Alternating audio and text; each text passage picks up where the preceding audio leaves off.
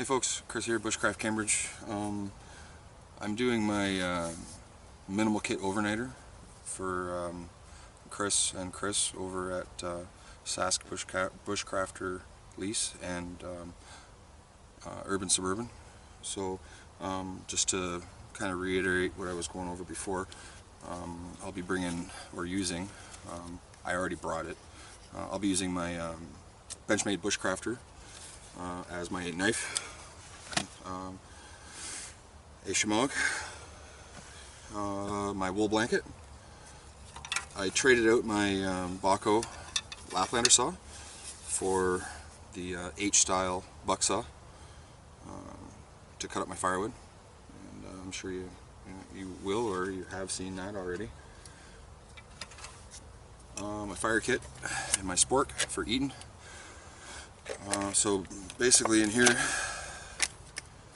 is magnifying glass, char tin, an emergency lighter just in case, but I mean that always stays in there, flint and steel, and a backup ferro rod. And that happens to be the primary ferro rod for tonight because my main one I left at home.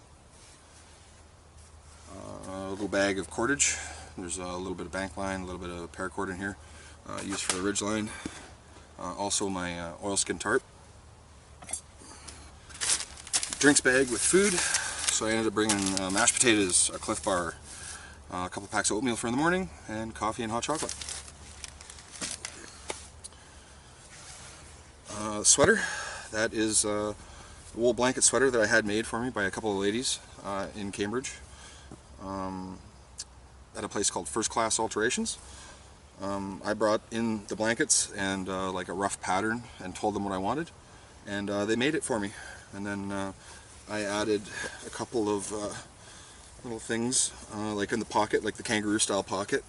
I added some leather reinforcement and stitched it with another piece of leather on the back with grommets, and then a piece of gutted paracord. And that basically runs from the two grommets right around so that you've got like someplace secure to attach like a cell phone pouch or like your keys or something that you don't want to lose when you take the sweater off over your head, you know, that you can attach it right to the paracord and you won't lose it. You know, like standard kind of a imitation, nice big hood. So that's my sweater. They also made me an awesome vest that's like that, made from the same material, and has like wooden toggle type buttons with some shot cord for button loops, and kind of like a double-breasted style. And it's actually really nice because when it's in between weather, it's not really too cold, and but it's, you know, cool. You can wear that vest with a, you know, with like a flannel shirt or something like that. And it's easy to open and close and take off and on. You don't have to pull it up over your head, whereas like the full-on sweater type thing is kind of a pain. Moving on, I have just my pouch that I carry, basically usually my 10Cs. So that's just like the military butt pack kind of a deal. And last but not least, I brought 4 liters of water, 2 of them in a clean canteen, 64 ounce. 1 liter titanium pot and 2 liter bush pot from Pathfinder's store, or Wilderness Outfitters. And 2 extra liters of water in a 2 liter platypus.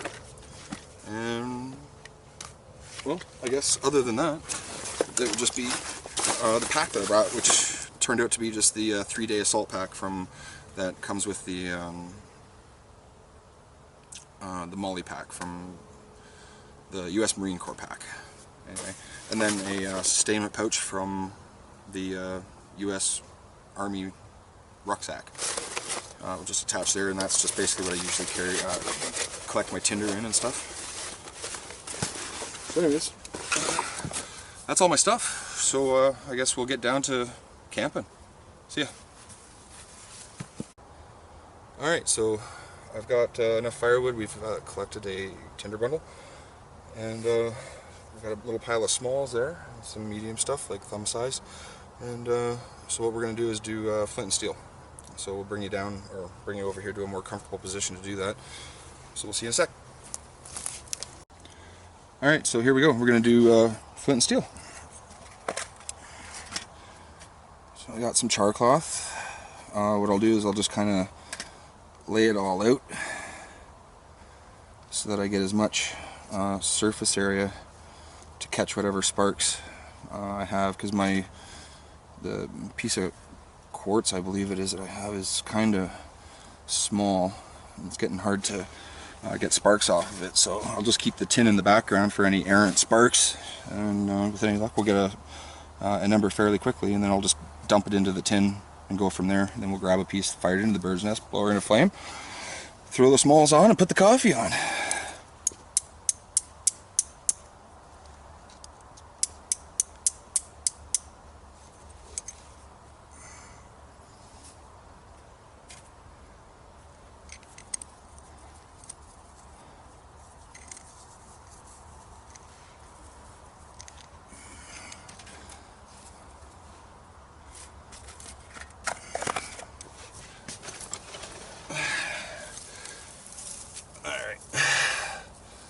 So we've got our bird's nest all ready to rock. Just grab a couple of medium ones here to kind of prop our other sticks up when we get them in there. I'll come down to your level.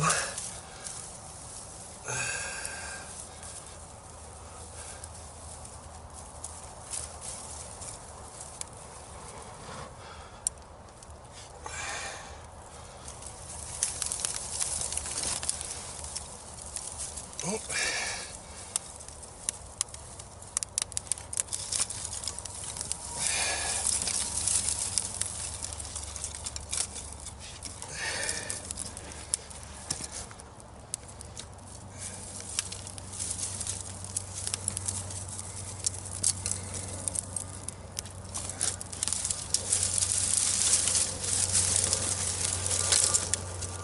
Better move my tripod stick.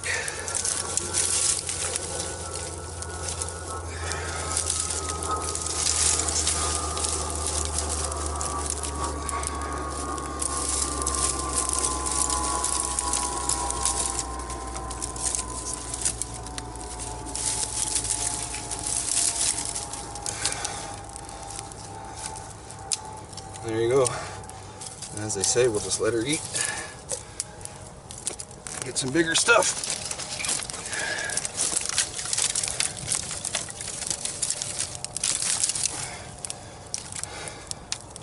As Eddie Murphy might say, well, that's fire.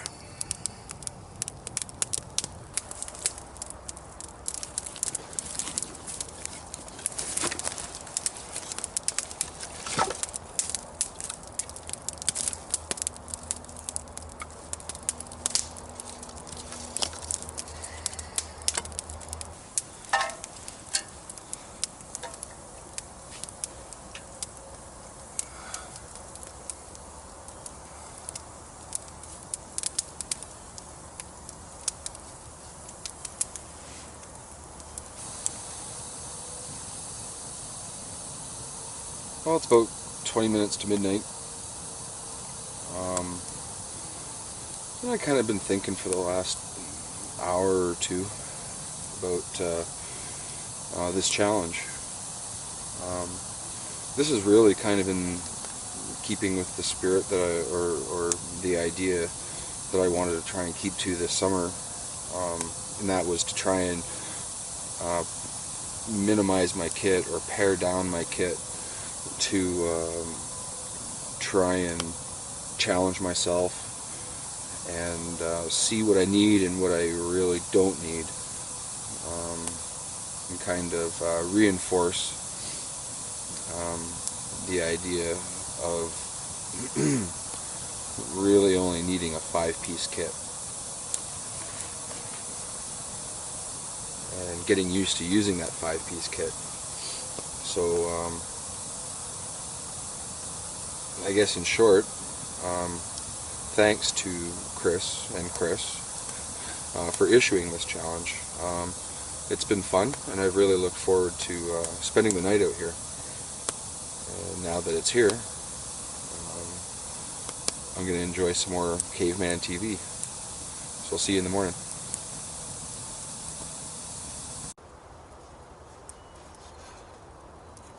Well, good morning. We made it through the night, and it turned out to be a really nice morning.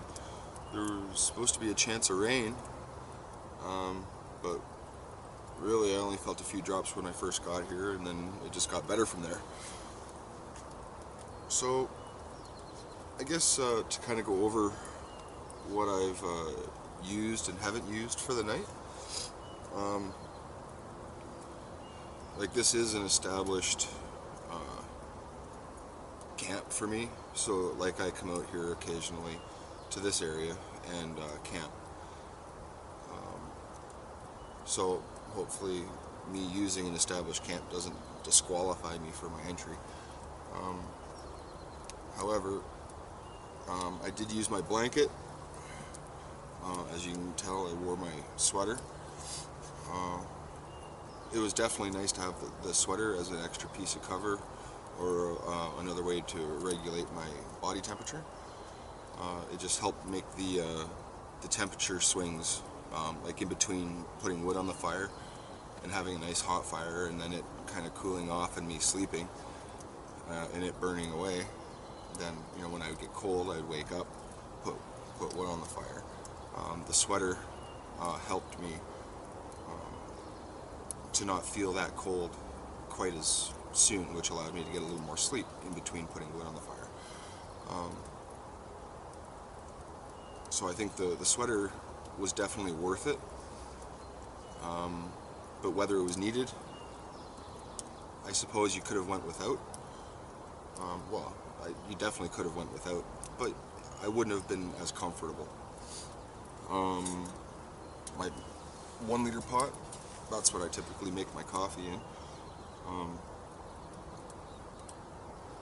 That's another convenience item that allowed me to have like an eating vessel or something to have hot drinks in.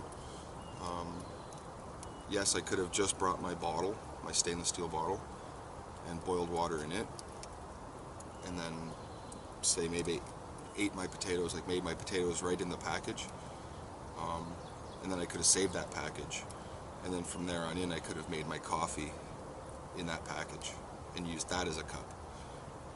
So really my pot, or both pots, were a convenience item, but again, that was a convenience item that I thought was worth bringing. That's something that made me comfortable.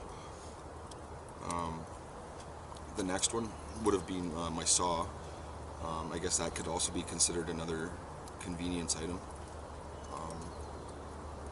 Did I have to cut firewood? No. But cutting firewood allowed me again to have a more comfortable night.